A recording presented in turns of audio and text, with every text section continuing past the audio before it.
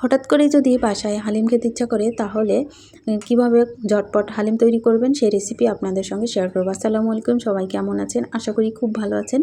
চলুন তাহলে দেখে আসি মূল রেসিপিতে আমি কি ব্যবহার করেছি। আমি এখানে প্রায় 1 কাপ পরিমাণে পেঁয়াজ কুচি নিয়েছি এবং প্যানে তেল দিয়েছি। তেলটা গরম হয়ে আসলে পেঁয়াজগুলো দিয়েছি, দিয়ে পেঁয়াজগুলো ব্রাউন কালার করে ভেজে নিয়েছি। প্রায় 1/3 রেখে বাকিগুলো আমি উঠিয়ে নিলাম, পরে পরিবেশন করব সেই জন্য।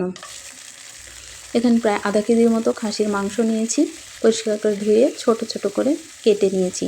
এখানে আমি ব্যবহার করব হালিমের যে প্যাকেট মশলাগুলো থাকে সেই মশলাগুলো।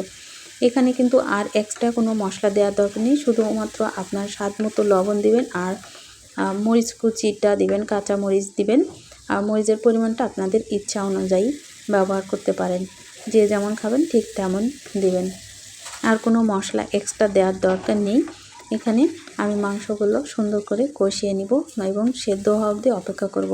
আর এখানে যে প্যাকেটের ডালের গুঁড়াটা থাকে সেখানে সেই ডালের গুঁড়াটা নিয়েছি। আর এখানে গরম পানি দিয়ে প্রায় 15 মিনিট আগেই আমি এটা ভিজিয়ে রাখবো।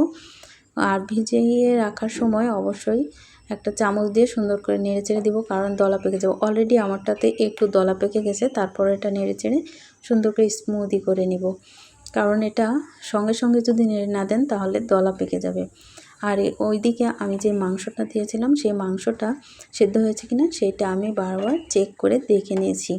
মাংসটা যখন সেদ্ধ হয়ে যাবে তখন এই যে ভিজিয়ে রাখা ডালগুলো, সেই ডালের গুঁড়াগুলো আমি দিয়ে দিব, দিয়ে নেড়েচেড়ে সুন্দর করে কষিয়ে নিব। কারণ এটা দিয়ে যদি নাড়তে দেরি করেন তাহলে এটা কিন্তু দলা পেকে যাবে। এখানে ডালটা কিন্তু 50% প্রায় সেদ্ধ হয়ে গেছে গরম পানিতে ভিজিয়ে রাখার কারণে। সেজন্য এটা কষানো হলে এখানে আমি পরিমাণ মতো পানি দিব। বেশি পানি দেওয়ার প্রয়োজন নেই, বেশি পানি হলে কিন্তু হালিমের স্বাদটা নষ্ট হয়ে যায়।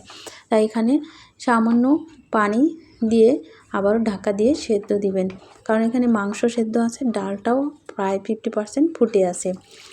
দেখুন আমি পানি দিয়ে দিলাম, দিয়ে ঢাকনা দিয়ে ঢেকে দিব। আমি মাঝে মাঝেই ঢাকনাটা তুলে নেড়ে চেড়ে নিব, কারণ ডালটা কিন্তু দলা পেকে যাবে আর তলে যদি লেগে যায় তাহলে হালিমের স্বাদটাও নষ্ট হয়ে যাবে।